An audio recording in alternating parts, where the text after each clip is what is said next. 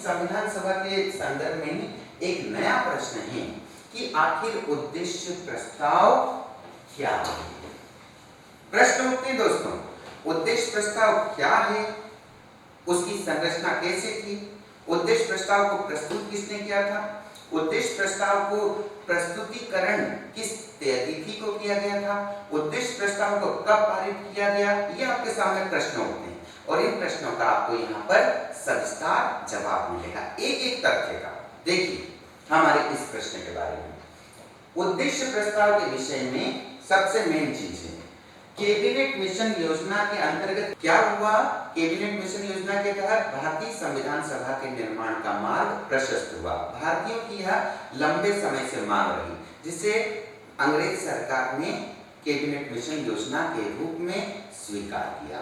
दोस्तों इस cabinet mission योजना के तहत जो संविधान सभा बनेगी, आखिर उसके उद्देश्य या लक्ष्य क्या हो, तो इसको दर्शाने के लिए तत्कालीन अंतरिम सरकार के मुखिया पंडित जवाहरलाल नेहरू ने 13 दिसंबर 1946 को संविधान सभा की बैठक में ऐतिहासिक और आधारभूत उद्देश्य प्रस्ताव को प्रस्तुत किया। ध्यान रखिएगा दोस्तों, यह उद्देश्य प्रस्ताव छोटा मोटा प्रस्ताव नहीं था या कम महत्व का नहीं था।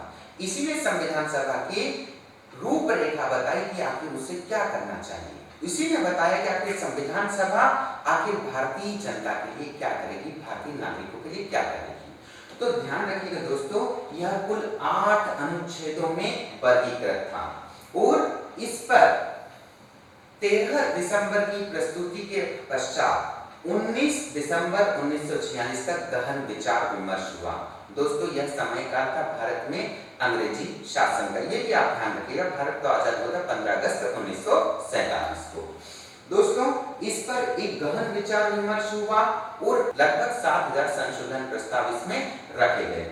लेकिन दोस्तों अंततः संविधान सभा के द्वितीय अधिवेशन के दौरान 22 जनवरी 1947 को संविधान सभा ने इस उद्देश्य प्रस्ताव को स्वीकार किया था।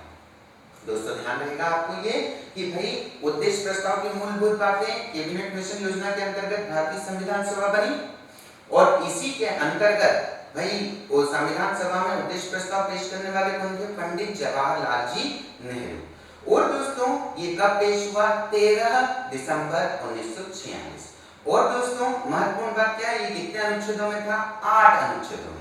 और दोस्तों महत्वपूर्ण बात क्या थी कि इसके ऊपर गहन विचार विमर्श 13 दिसंबर से लेकर 19 दिसंबर तक हुआ। तत्पश्चात दोस्तों भारतीय संविधान सभा का द्वितीय अधिवेशन जनवरी 1947 में आयोजित हुआ। उस दौरान 22 जनवरी 1947 को संविधान सभा ने हमारे उद्देश्य प्रस्ताव को स्वीकार किया। दोस्तों अब हम इसके आगे की बात करते हैं उद्देश्य प्रस्ताव के संदर्भ में। तो ध्यान रखिएगा दोस्तों, उस समय जब हम बात कर रहे हैं इस उद्देश्य प्रस्ताव के संविधान निर्माण की, देश में एक ही प्रमुख राजनीतिक दल हुआ करता था, भारतीय राष्ट्रीय कांग्रेस। भारतीय राष्ट्रीय कांग्रेस का मेरठ अधिवेशन 1946 में आयोजित हुआ था, मेरठ अधिवेशन। और इस अधिवेशन में 20 नवंबर 1946 को सातः मतलब उसका सूक्ष्म रूप में उद्देश्य प्रस्ताव को पहले ही भारतीय राष्ट्रीय कांग्रेस के अंतर्गत भारतीय नेतृत्वकर्ताओं द्वारा स्वीकृति दी गई थी। और दोस्तों ध्यान रखना, यह सातः पारित भी यही किया गया था और यही संविधान निर्माण के मार्ग का एक प्रमुख निर्देशक था। मतलब दोस्तों उद्देश्य प्रस्ताव के बाद ही भारतीय संविधान सभा संविधान निर्माण के महत्वपूर्ण पद पर अपनी अंतिम मंजिल के लिए अग्रसर हुई। अब दोस्तों यह है संविधान सभा में उद्देश्य प्रस्ताव प्रस्तुत करते हुए पंडित नेहरू का एक फोटो। दोस्तों इसके बाद देखिएगा अगले प्रश्न की ओर चलते हैं हम कि आखिर भारतीय संविधान का वाचन किस प्रकार हुआ। आपको यह तो याद होगा कि भारतीय संविधान का वाचन 3 रूप में हुआ। देखिए ये क्या क्या थे, एक पहला वाचन, इसकी तारीख पूछी जा सकती है आपसे, तो ध्यान रखिए 4 नवंबर 1947 ईस्वी को हुआ। तो पहला वाचन मतलब हमारे जो प्रारूप है संविधान का उसका संविधान सभा के समक्ष लाना या पुनः स्थापन, इसको हम इंट्रोड्यूस भी बोल सकते हैं। तो पहला वाचन कब हुआ? 4 नवंबर 1947। दोस्तों द्वितीय वाचन की तरफ चलते हैं हम संविधान सभा में संविधान के प्रारूप पर। तो यह द्वितीय वाचन हुआ था हमारा 15 नवंबर 1948 से 17 अक्टूबर 1949 तक। ये द्वितीय वाचन हुआ 15 नवंबर 1948 से 17 अक्टूबर 1949 ईस्वी के मध्य।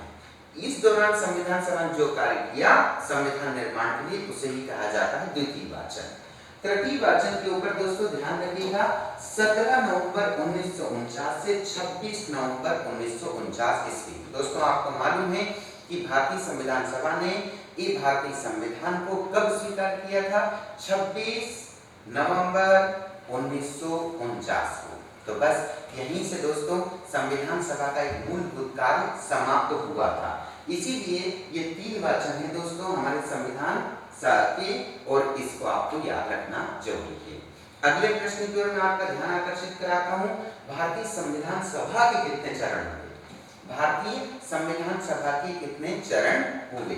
तो दोस्तों एक बात जरूर ध्यान रखिएगा, जैसे वाचन 3 हुए थे संविधान के, वैसे संविधान सभा के पूरे जीवन काल को या संविधान सभा के विकास को हम 3 रूपों में देख सकते हैं, 3 चरणों में देख सकते हैं। पहला चरण ये दिसंबर 1946 से लेकर 14 अगस्त 1947 की जो समयावधि है, इसको कहते हैं भारतीय संविधान सभा का पहला चरण। यह चरण था कैबिनेट मिशन योजना के अंतर्गत।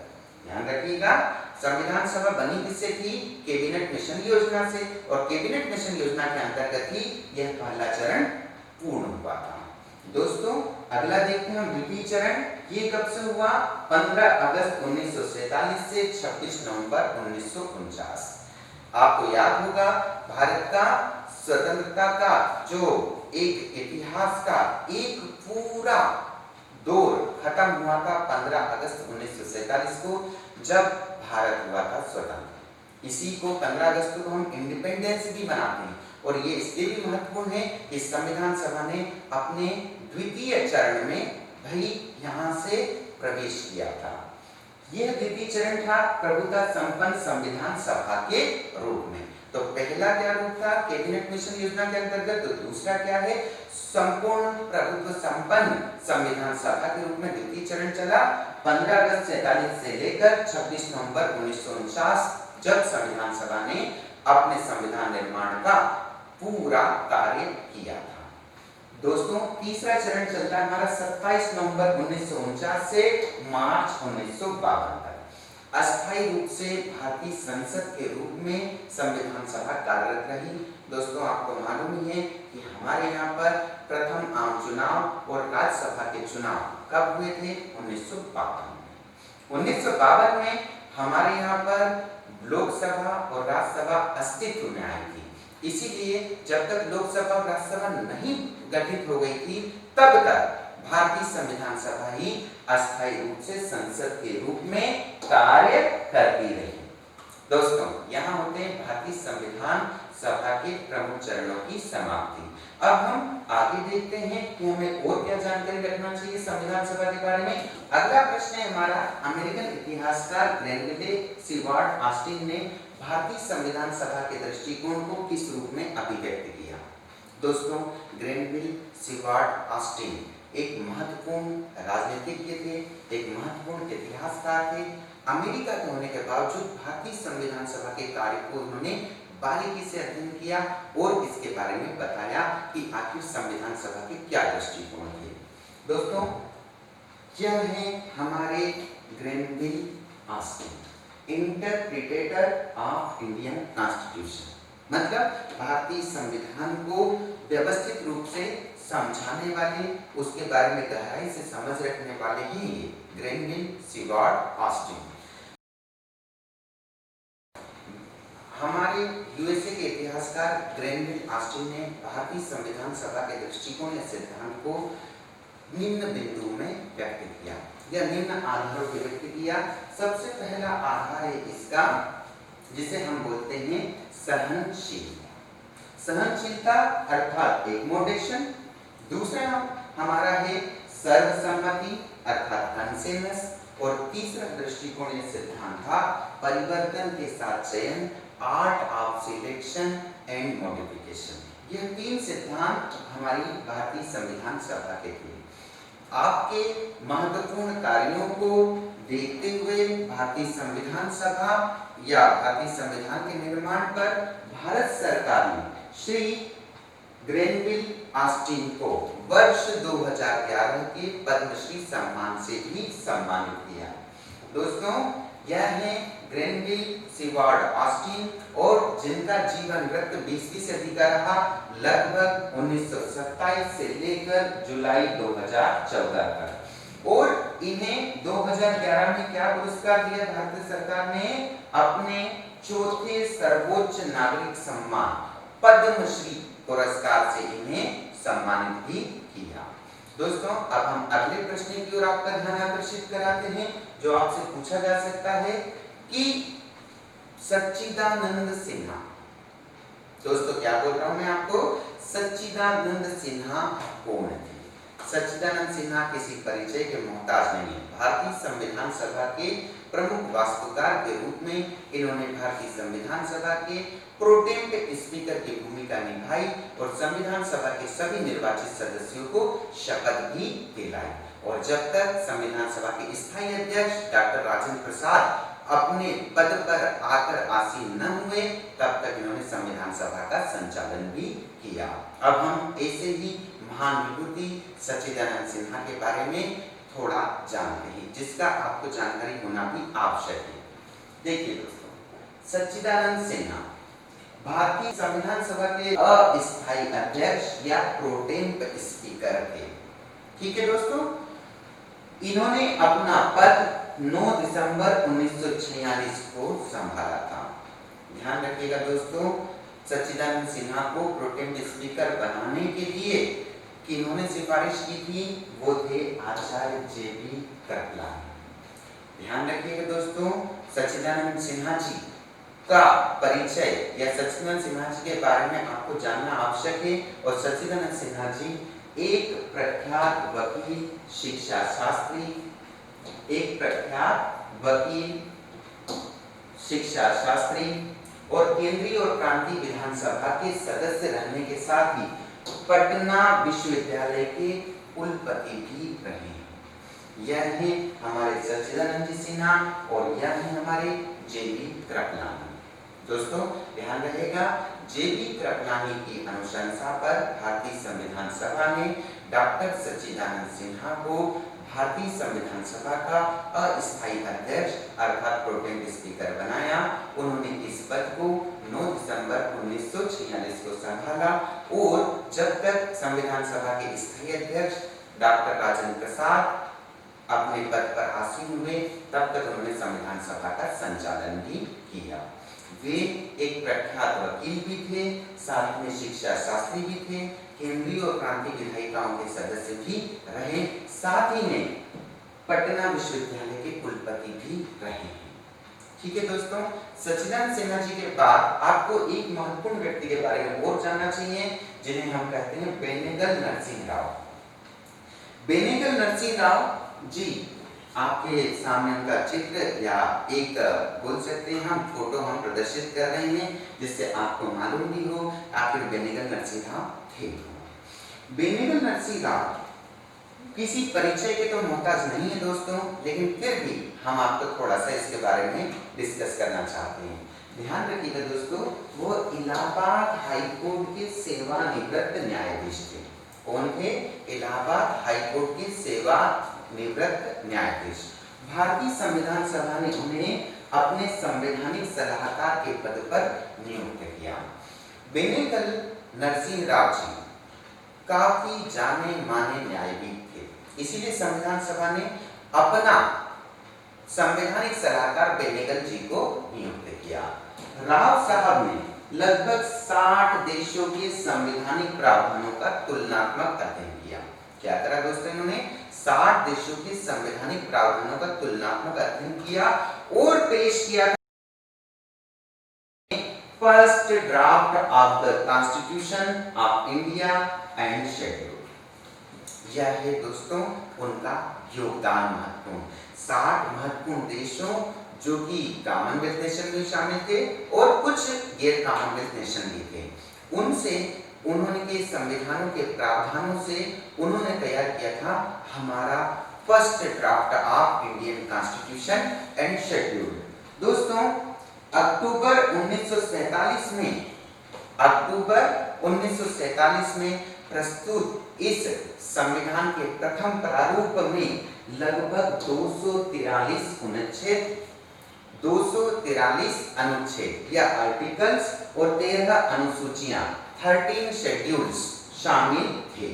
ध्यान रखिएगा दोस्तों, इस ड्राफ्ट को 2 भागों में प्रस्तुत किया था। प्रथम भाग में ब्रिटिश कॉमनवेल्थ नेशंस और द्वितीय भाग में गैर ब्रिटिश कॉमनवेल्थ नेशंस।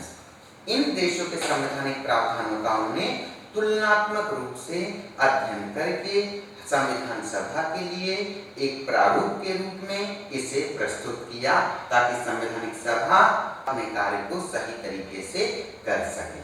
कम से कम परिश्रम, कम से कम धन के अपव्यय में वह इस काम को अपना श्रेयस्कर रूप से कर सके। यह था हमारे बेनेगल नरसिंह राव का योगदान।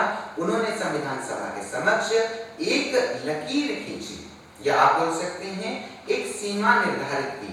उन्हें बताया आखिर विश्व के अलग अलग देशों में किस तरह के संवैधानिक प्रावधान लागू हैं और भारत में किन प्रावधानों को अपना लेना चाहिए।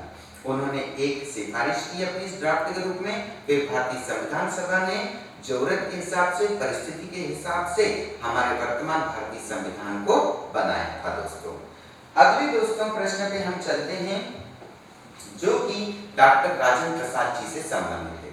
डॉक्टर राजेंद्र प्रसाद जी किसी परिचय के मोहताज नहीं हैं। आप जानते हैं कि उनके बारे में कुछ प्रशंसा करना सूर्य को दिया दिखाने के समान है।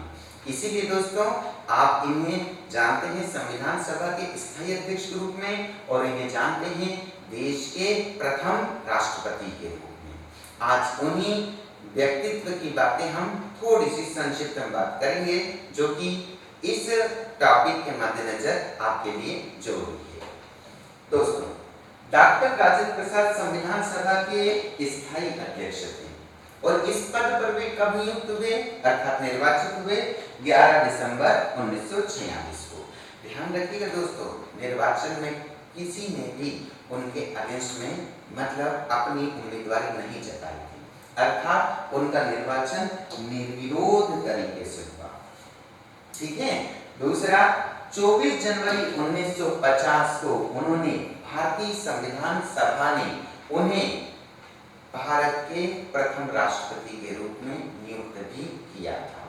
दोस्तों आपको कैसा लगा इनके बारे में ये आप जरूर करना, हमें शेयर, हमें कमेंट करना और हमें बताना कि हमारा ये जो प्रयास संविधान सभा के बारे में आपको तथ्यात्मक और विश्लेषणात्मक जानकारी देने का था, आखिर वह कैसा रहा। दोस्तों अब हम प्रश्न देखेंगे श्री मानवेंद्र नाथ राय जी के विषय में। मानवेंद्र नाथ राय जी के बारे में आप क्या जानते हैं? तो ध्यान रखिएगा दोस्तों, भारतीय संविधान सभा के विचार का व्यवस्थित प्रतिपादन करने वाले पहले व्यक्ति थे श्री मानवेंद्र नाथ जी राय। भारतीय संविधान सभा के विचार का प्रतिपादन करने वाले पहले भारतीय व्यक्ति। दोस्तों मानवेंद्र नाथ राय जी एक प्रख्यात साम्यवादी और समाजवादी विचारक थे जिन्होंने वर्ष 1934 में एक जनवादी योजना को प्रस्तुत किया। इसी जनवादी योजना में उन्होंने भारतीय अर्थव्यवस्था के नियोजित विकास की ओर हमारा ध्यान आकर्षित कराया था। भारतीय अर्थव्यवस्था के नियोजित विकास की दिशा में हमारा ध्यान आकर्षित कराया। इसी के साथ उन्होंने भारतीय संविधान सभा के विधिवत गठन को भी प्रावधान किया। दोस्तों ध्यान रखिएगा, ये शुरुआत में भारतीय राष्ट्रीय कांग्रेस के एक महत्वपूर्ण नेतृत्वकर्ता थे, एक समाजवादी नेता थे भारतीय राष्ट्रीय कांग्रेस के। तत्पश्चात मतभेद होने पर, कांग्रेस के साथ मतभेद होने पर वर्ष 1948 में रेडिकल डेमोक्रेटिक पार्टी का गठन भी उन्होंने किया। ध्यान रखिएगा दोस्तों, भारत में उन्होंने कम्युनिस्ट विचारधारा अर्थात साम्यवादी विचारधारा में कार्यरत प्रमुख राजनीतिक दलों में एक मार्क्सवादी कम्युनिस्ट पार्टी के गठन में भी महत्वपूर्ण भूमिका निभाई। दोस्तों, माकपा आज भी भारत में कम्युनिस्ट आइडियोलॉजी की समर्थक लेफ्ट फ्रंट का महत्वपूर्ण घटक है। इस लेफ्ट फ्रंट के घटक में भाकपा भारतीय कम्युनिस्ट पार्टी, माकपा मार्क्सवादी कम्युनिस्ट पार्टी और फॉरवर्ड ब्लॉक शामिल है। ध्यान रखिएगा, फॉरवर्ड ब्लॉक के गठनकर्ता हैं हमारे देश में नेताजी सुभाष चंद्र जी बोस। दोस्तों, उन्होंने अपने विचारों को व्यवस्थित तरीके से प्रसारित करने के लिए वेगार्ड नामक साम्यवादी पत्र भी प्रकाशित किया था। दोस्तों, ध्यान रखिएगा दोस्तों, उनकी भूमिका केवल यही नहीं थी चोरी चोरा कांड, ध्यान आपको असहयोग आंदोलन की समाप्ति का प्रमुख कारक। ध्यान है, उत्तर प्रदेश का गोरखपुर जिला आपको चोरी चोरा कस्बा, यहीं से इस कस्बे में जब हिंसा के रूप में आजादी के परवानों ने अपने पथ अग्रसर किए तो गांधी जी ने असहयोग आंदोलन को समाप्त कर दिया था। इस चोरी चोरा कांड के संबंध में 225 में से 172 भारतीयों को फांसी की सजा देने का ऐलान किया गया था। इस निर्णय की आलोचना भर्त्सना उन्होंने पुरजोर तरीके से की श्री मानवेंद्रनाथ राय जी ने। तत्पश्चात उच्च न्यायालय ने सत्र न्यायालय के इस निर्णय को उलटते हुए इन 172 में से 19 लोगों को मृत्यु दंड की सजा दी और शेष को भाई आप बोल सकते हैं निर्वासन की सजा दी। क्या करा गया? चोरी चोरा कांड के जो न्याय निर्णय हुआ सत्र न्यायालय का, उसमें 225 आरोपी में से 172 को फांसी की सजा दी। इस निर्णय की मानवेंद्रनाथ राय जी ने तीव्र आलोचना की या घोर भर्त्सना की। तत्पश्चात उच्च न्यायालय ने आगे चलते हुए सत्र न्यायालय के निर्णय को बदलते हुए इन 172 में से 19 लोगों की मृत्यु दंड की सजा को तो बहाल रखा और बाकी जितने भी आरोपी थे उन्हें देश से निर्वासन की सजा दी। दोस्तों, देखा आपने मानवेंद्रनाथ राय जी के बारे में। अब हम आगे चलते हैं कि संविधान सभा के निर्माण के पूर्व एक विशेषज्ञ परिषद का भी गठन हुआ था, लेकिन इसके बारे में बहुत कम लोगों को जानकारी है। अब हम इस संविधान सभा के गठन के पूर्व गठित हुई विशेषज्ञ परिषद के बारे में थोड़ा सा ज्ञान प्राप्त करेंगे।